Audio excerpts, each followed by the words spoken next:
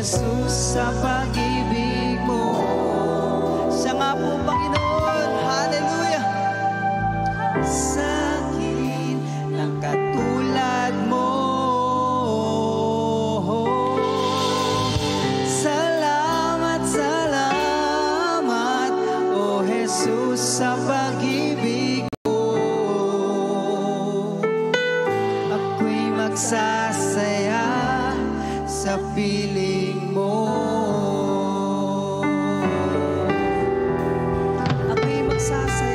Ako'y magsasaya sa piling mo.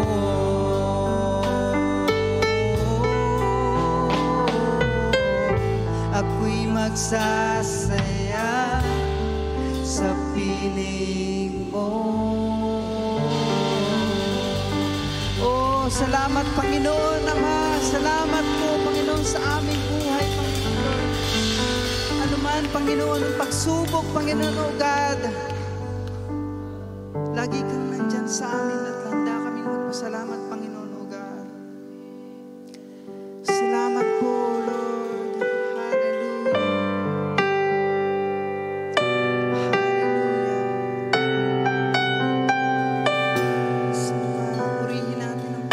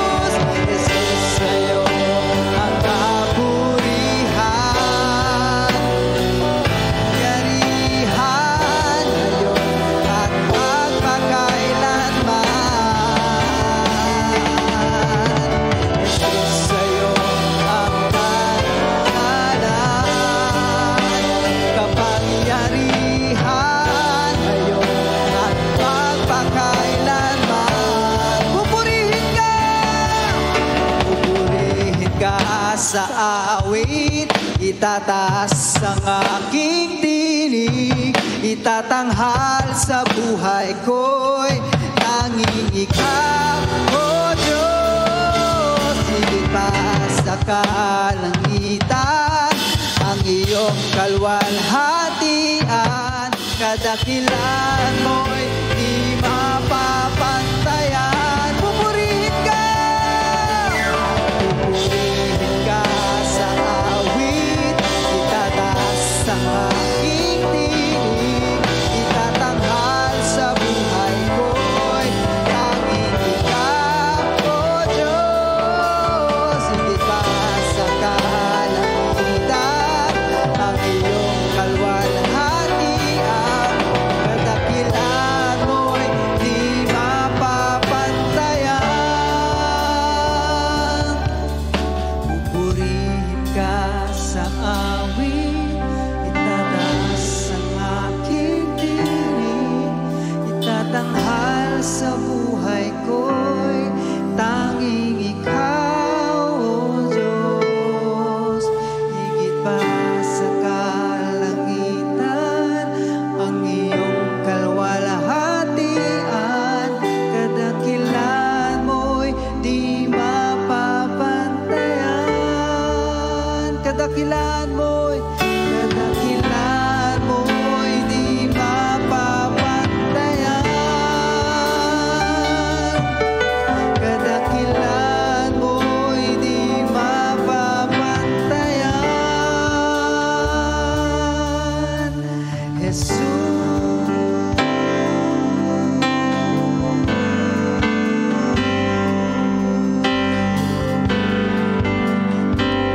Oh, Jesus.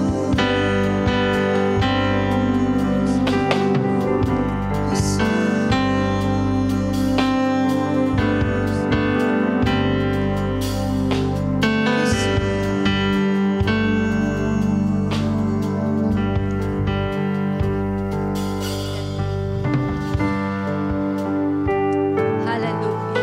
Hallelujah. Hallelujah. Oh yes, oh God. Ang kadakilan mo ay hindi mapapantayan, oh God. Hallelujah. Hallelujah. Let's continue to worship God. Hallelujah. Hallelujah. Hallelujah. Oh, we worship you. We glorify your name, oh God. We praise you. Oh, we extol you.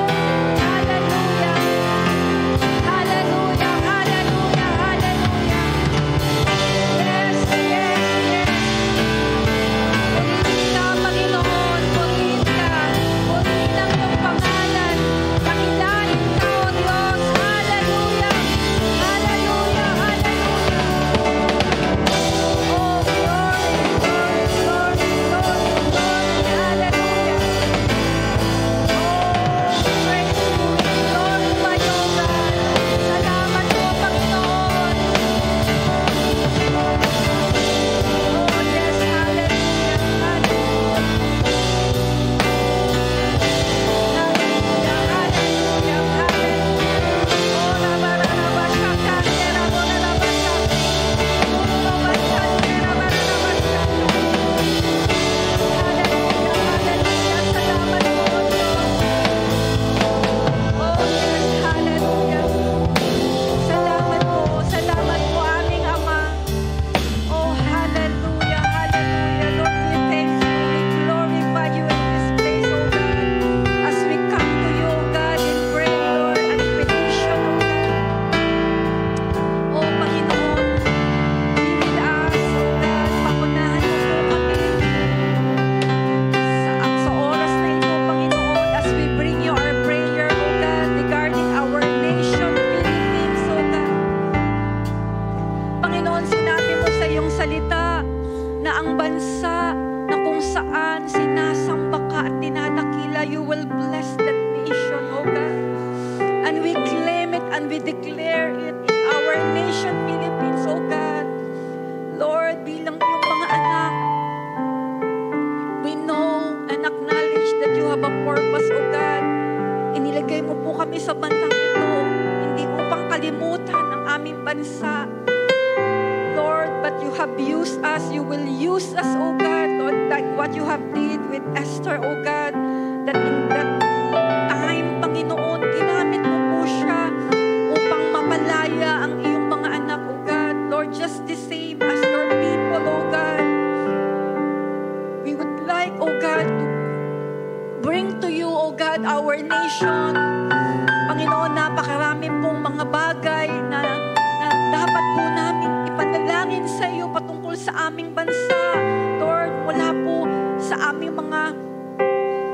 leaders, O God, and even us, Panginoon, bilang iyong mga anak, Lord, we ask forgiveness, Lord. We ask forgiveness, O God, sa mga kapabayaan, sa mga, Lord, for our negligence, for not really praying and doing the best to really, Lord, intercede for our nation, O God. Lord, patawarin mo po kami, linisin mo po kami, baguhin mo nga po kami.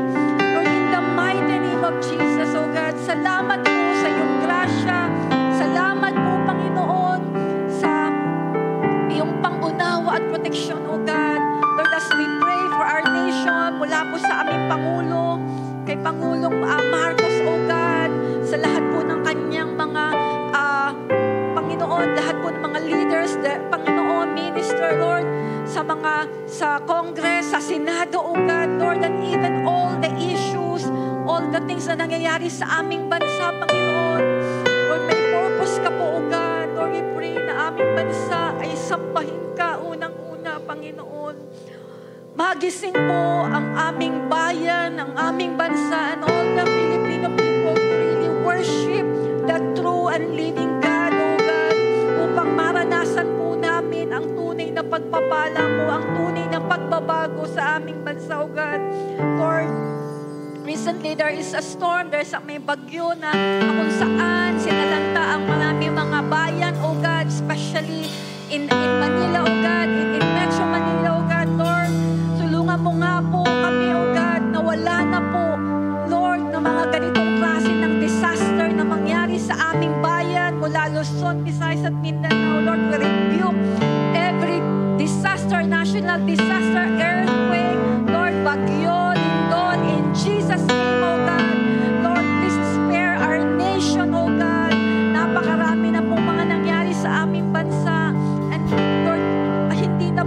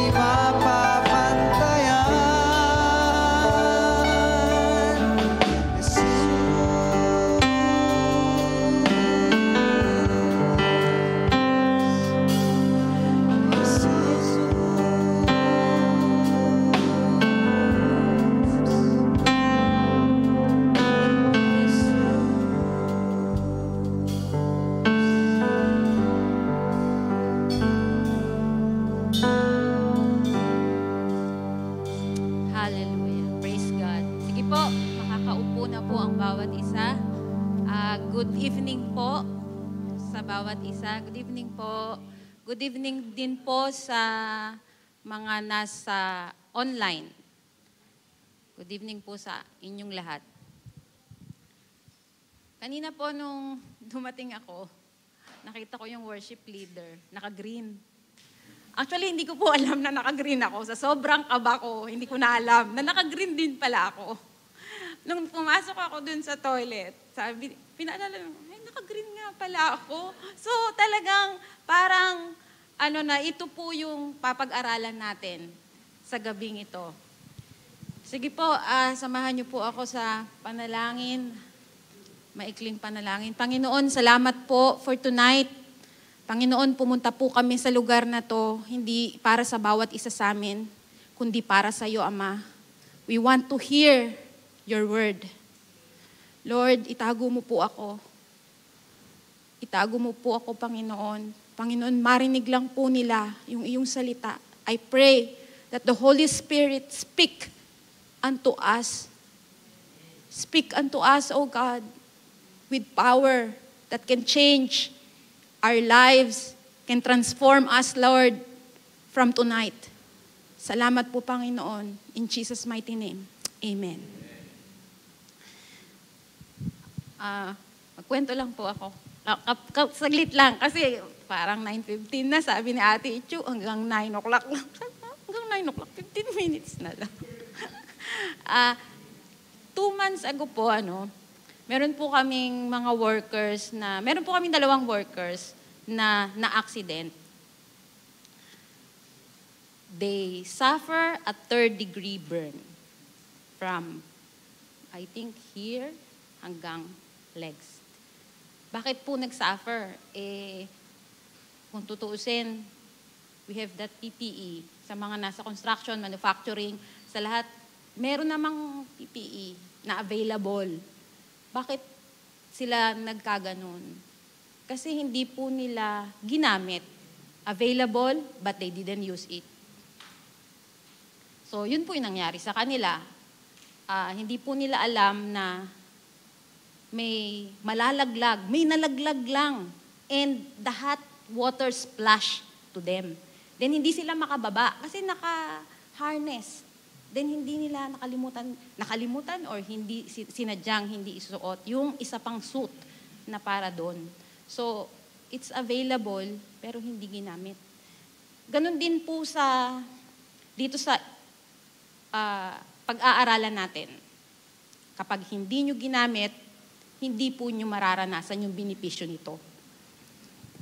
Siguro po alam nyo na kung anong pag-aaralan natin. Actually, na-share ko na po ito sa prayer meeting. Sabi ko kay Pastora, hanggang prayer meeting lang po ako. Ako po ay sobrang kaba. Kanina pa akong pabalik-balik sa toilet. Pero alam ko po, yun ay gawa ng kaaway.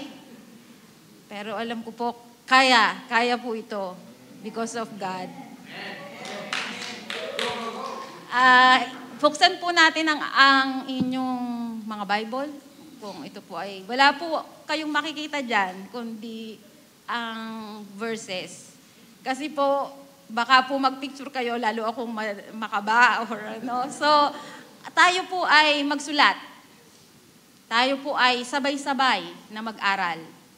Alam ko po, habang binabasa natin to, pinag-aaralan, pinagbubulay-bulayan, kung meron pong sasabihin sa atin, alam ko po kayo din, meron din po kayong maririnig from the Holy Spirit. Buksan po natin ang ating Bible in the book of Ephesians. Sabi po ni Apostle Paul, God provided us equipment to use with authority, and He calls it the armor of God.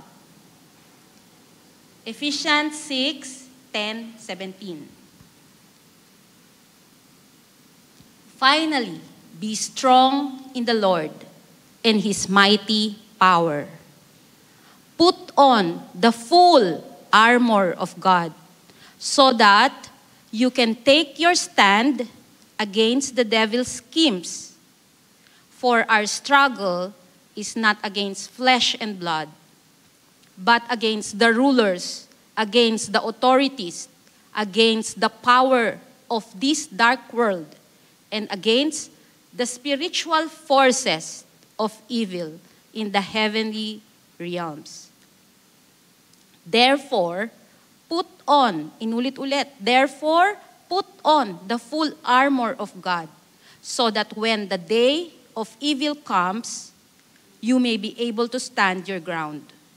And after you have done everything to stand, stand firm then, with the belt of truth buckled around your waist, with the breastplate of righteousness in place, and with your feet fitted in the readiness that comes from the gospel of peace.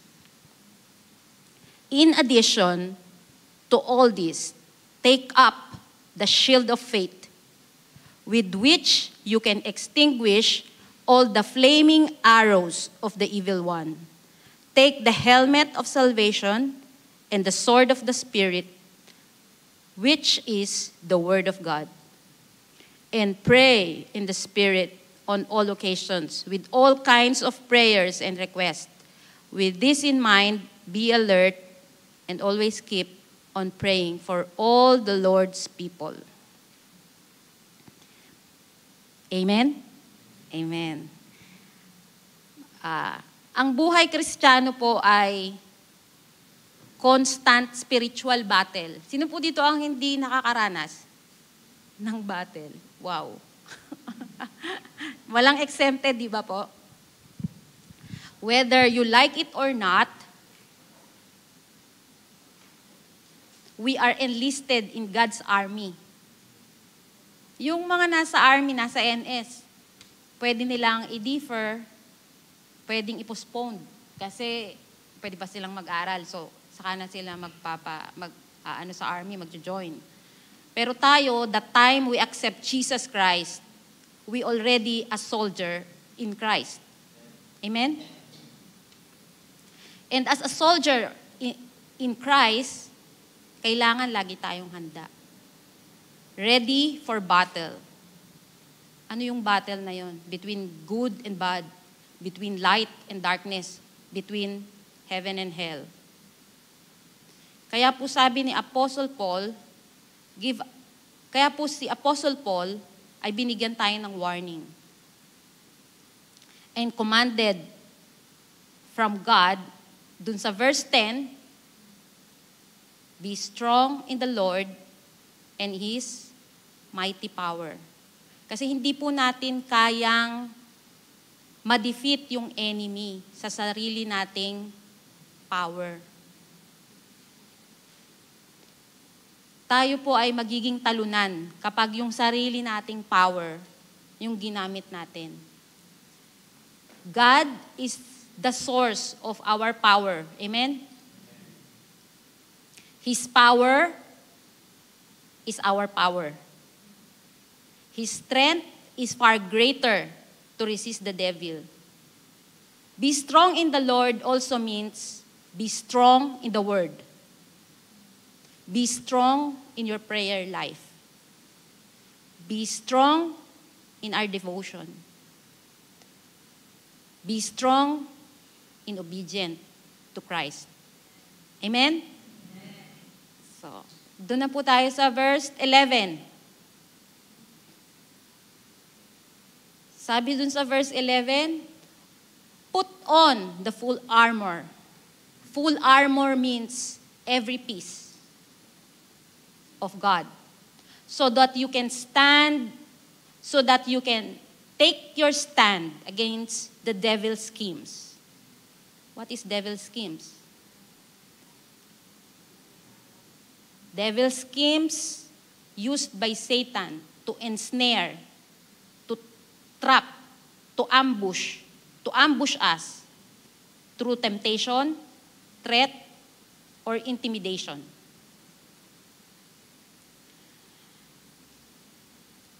Ang gusto po ng devil ay i-attack yung ating family. Yung finances natin, yung health natin, yung church, and yung isip natin, at so on and so on.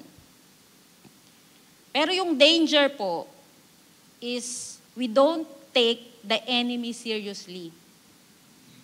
We don't take. Marami po, they deny His existence. Wala lang. And therefore, we fail to put all our armor. Kaya po ng sinabi ko kanina dun sa worker namin, available, pero hindi nila ginamit, hindi sila nag-benefit. So, ganun din tayo. We can have this armor, God already provided it for us, pero hindi tayo magbe-benefit kung hindi natin ipuput on. And devil is real. Sinabi dun sa 1 Peter 5:8, stay alert, watch out for your great enemy, the devil. He prowls around like a roaring lion, looking for someone to devour. John 10:10, the thief comes only to steal, kill, and destroy. He knows every weakness. He knows your weakness. Lahat po tayo alam niya anong weakness natin. 24/7, enemy is planning. Tayo tulog. 24/7, pinagpaplanuhan ka niya. He will do anything and everything in His power to stir up challenges to destroy our Christian walk. He doesn't want us to have access sa lahat ng bagay na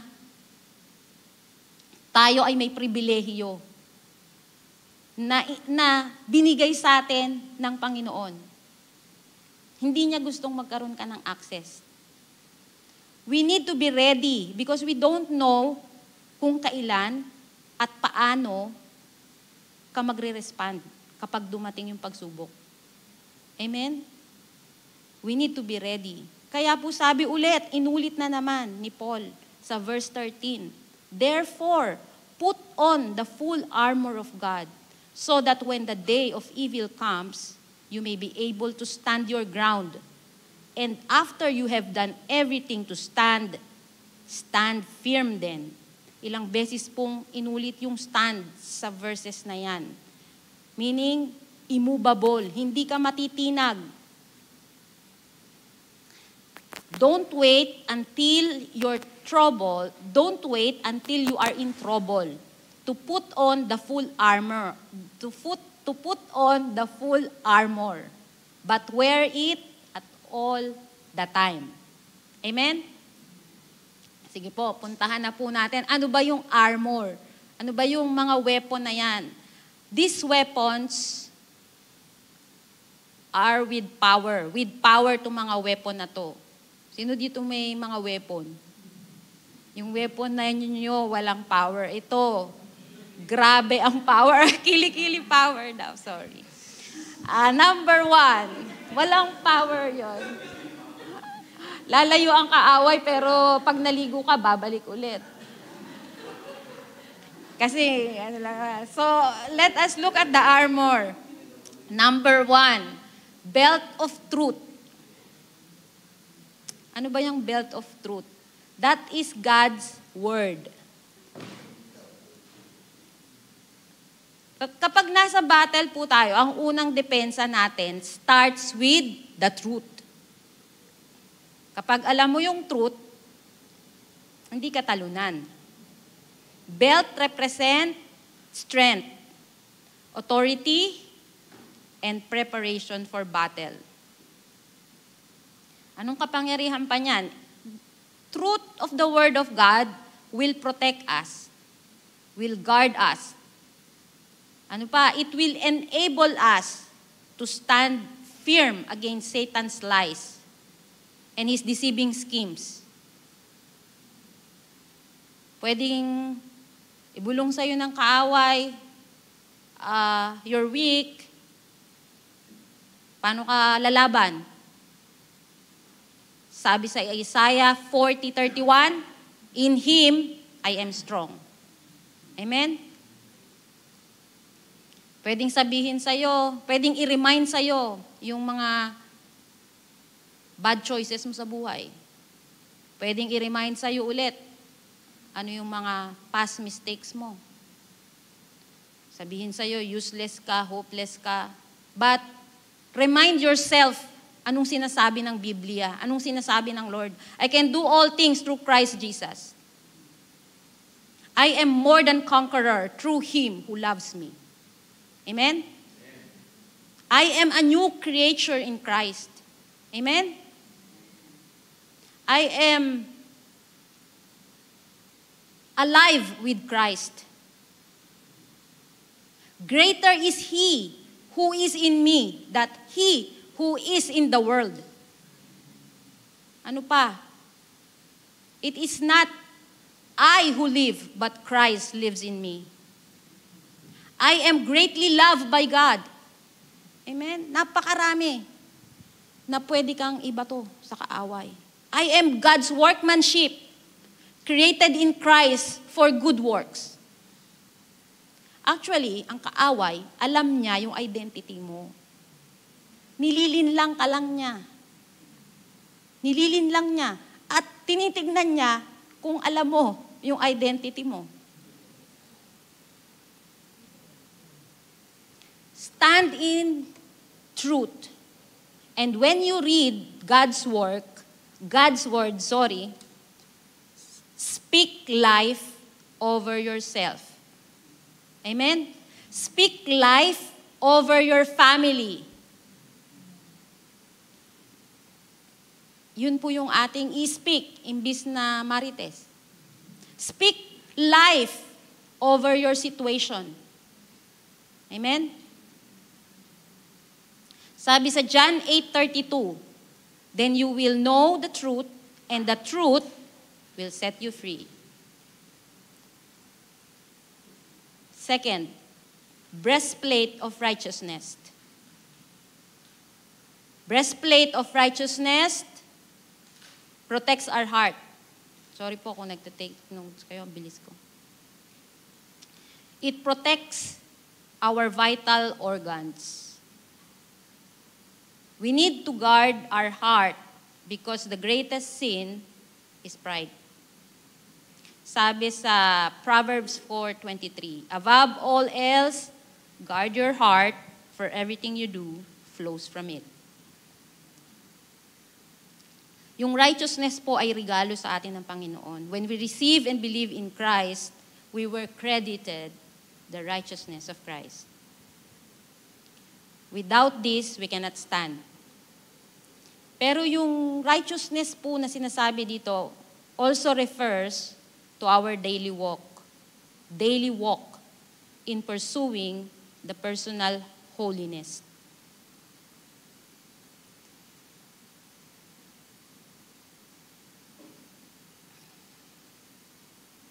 Wearing the armor of God is having the character of God. And this armor cannot be worn if we are still wearing the works of darkness. Kapag po meron tayong unconfessed sin, unpresented sin, binibigyan lang po natin yung kaaway ng foothold sa ating buhay. Amen po. So, we need to confess our sins.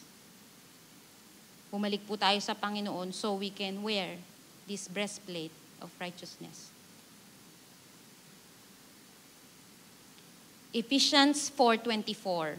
Pagbabasahin niyo po yung Ephesians, balikan niyo po yung bago po itong mga verses na ito. From chapter 4, it's about our Christian life. Sinabi po doon ni Paul sa 4:24, Ephesians 4:24, put on your new nature, created to be like God, truly righteous and holy. Sabi po sa Isaiah 59:1, to listen, the Lord's arm is not too weak to save you, nor is His ear too deaf to hear your call.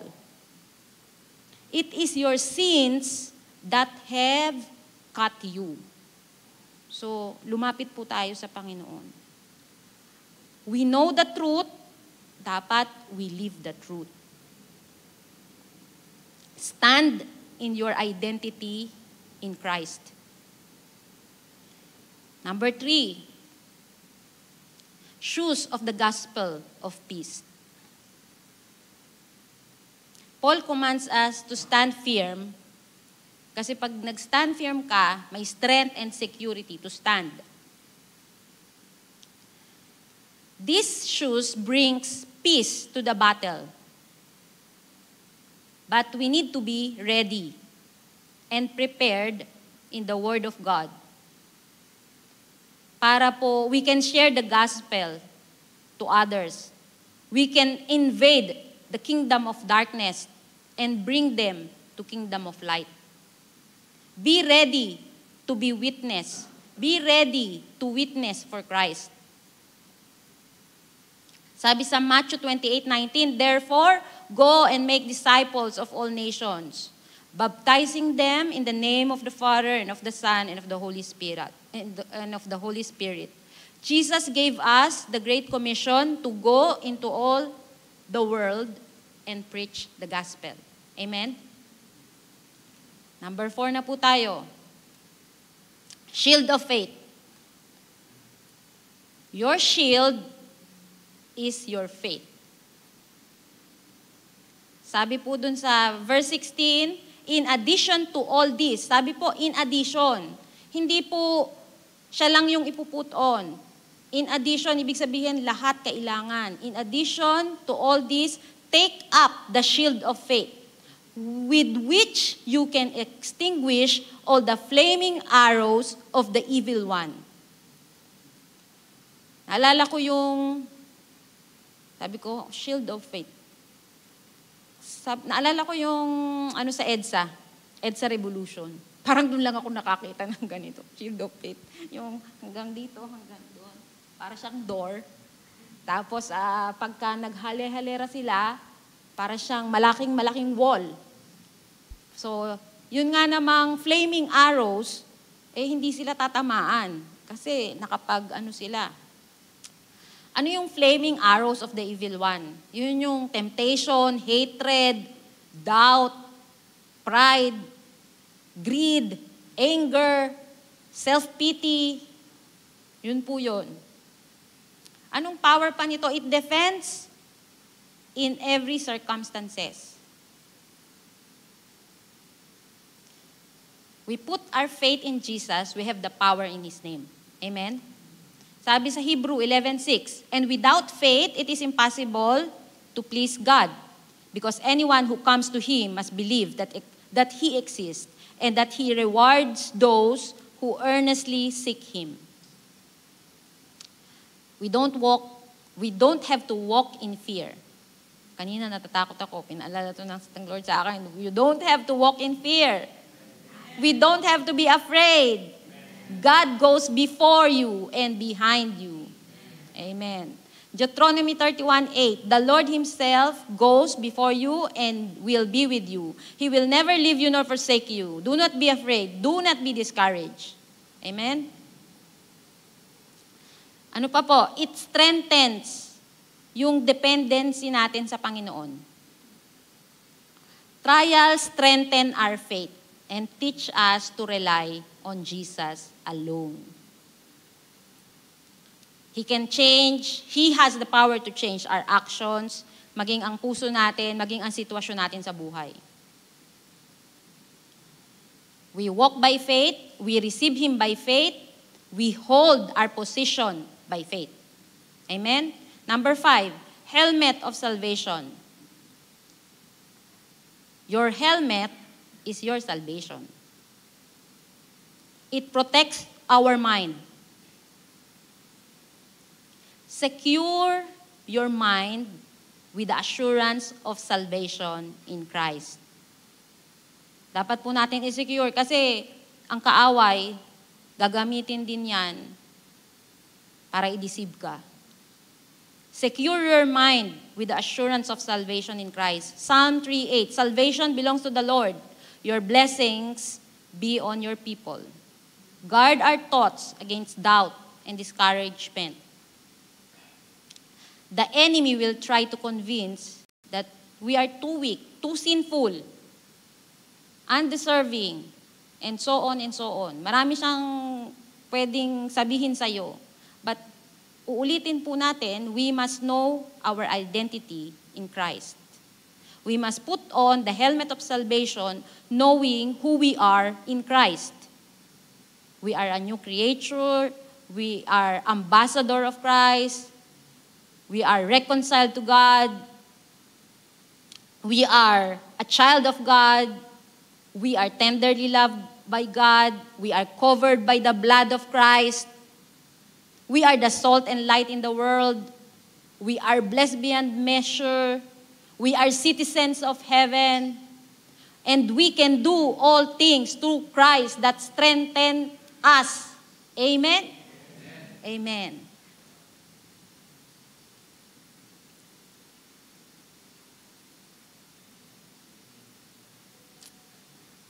Sabi ng John 10:27, "My sheep listen to my voice.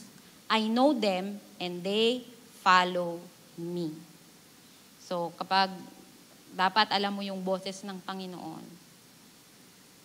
Sword of the Spirit, number 6.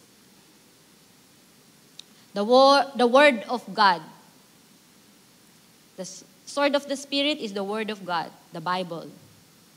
It prepares you for battle. The Bible will prepares you sa battle. Study and memorize the Bible. The moment na attempt ka or there's a spiritual attack, if you do not know the scripture, wala kang bala. Parang mga sundalo na pumunta sa gera, walang bala. We must know the scriptures beforehand to be prepared to fight spiritual battles. It reminds you of God's promises. Yun pa po, it reminds you of God's promises. Sa midst ng battle, God will remind us of His promises. He will speak to you.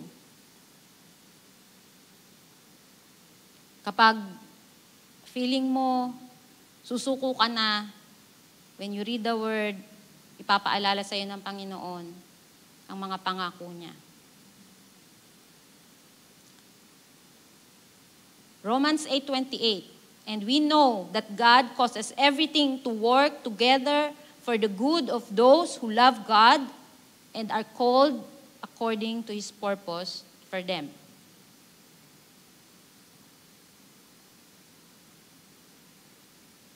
He tells you greater is He that is in you than he that is in the world.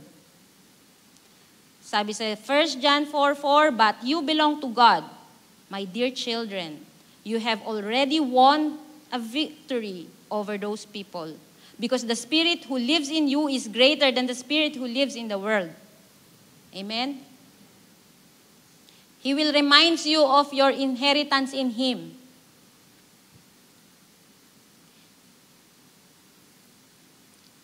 He will remind us of who we are in Him.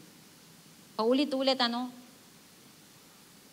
Kaya napakahalaga na you know your identity in Christ. It speaks power. Every time you speak God's word to your situation, it overpowers the evil spiritual power of this world. He gives us strength for the battle and peace in the midst of the storm. Amen? Last na po pala yun. Then, last, prayer. Prayer is our connection to Jesus. Our relationship with Him is the source of our authority and power on the spiritual battlefield. If you want victory, pray. If you want victory in your life, in your family, in your finances, ano pa po? Pray. Pray pushes the kingdom of darkness back. Sabi sa 1 Thessalonians 5:17, "Never stop praying." Ang bilis po natin. Conclusion na po ako. We have the responsibility to wear the full armor. Hindi po isa, sinabi po ni Paul, is full. Tayo po ay dapat, we must be people guarded in armor that would bring victory in battle. Number 3, we are called to walk in victory because we are already victorious in Christ Jesus. Amen? Amen. Sige po, tayo po ay tumayo at manalangin. Hallelujah. Mayroon po ba kayong baon? Amen?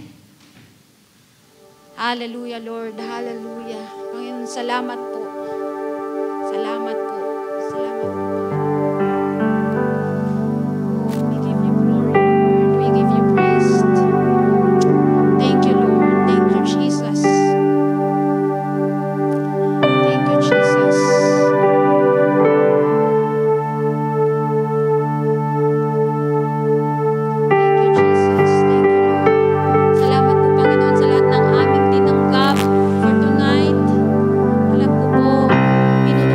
Puso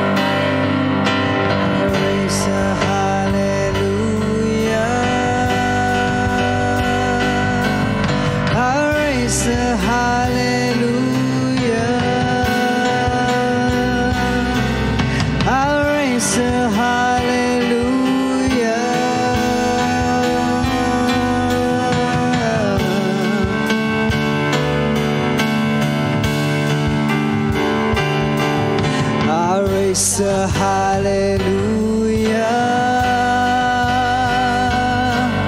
in the presence of my enemies. I raise a hallelujah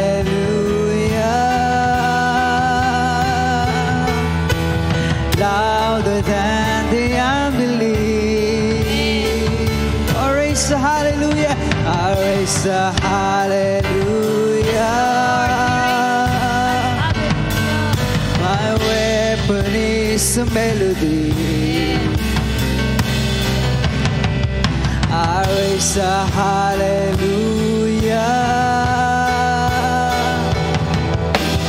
Heaven comes to fight for me. Sing once again, I raise a hallelujah. I raise a hallelujah. In the presence of my enemy, I raise a hallelujah louder than the unbelief. I raise a hallelujah. Thank you, Lord. My weapon is a melody. I raise a hallelujah. Heaven comes to fight for me. What are we gonna sing? I'm gonna sing in the middle of this storm. Louder and louder, we gotta hear my praises roar. Up from the ashes, hope will arise. Death is defeated, the King is alive.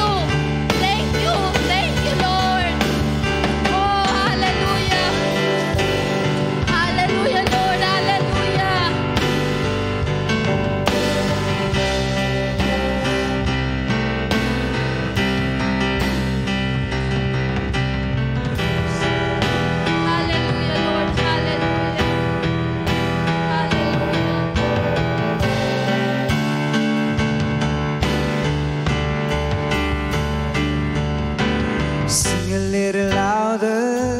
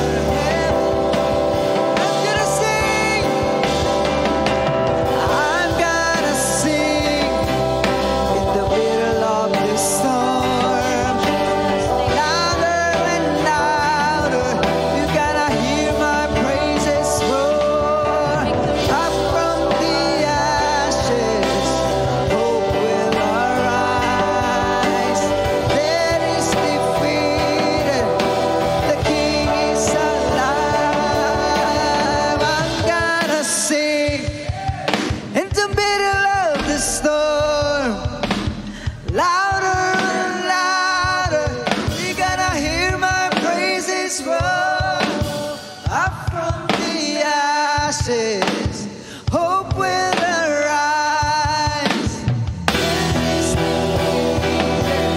The King is alive. Sing in the middle of the storm. Louder and louder, you gotta hear my praises roar.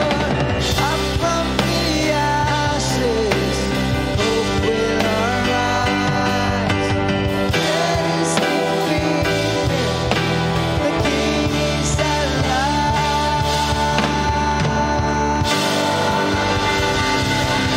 Hallelujah. Hallelujah. Hallelujah, Lord. Oh, we give you glory. We give you honor, Lord. We give you glory. We give you honor. We give you praise. Glory, glory to you, Lord Jesus. Hallelujah. Hallelujah. Hallelujah. Hallelujah. Jesus. Jesus. Jesus.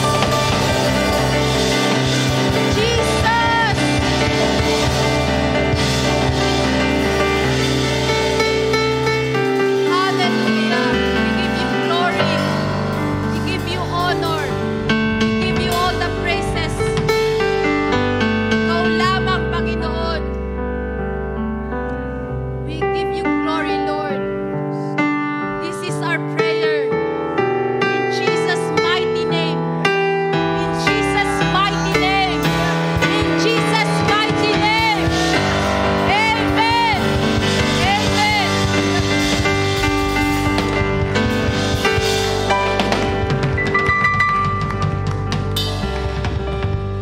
Praise the Lord. Yan po. Unang gabi pa lang po yan ng ating pong August first day of tarrying. And sige po, inaanyayahan po natin muli. At bukas po sa ating pong day 2 ng ating pong tarrying. Maraming salamat po sa lahat.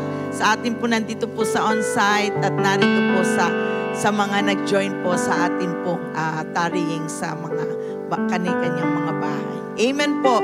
Salamat po. Magkita-kita po muli tayo bukas. Amen. God bless you.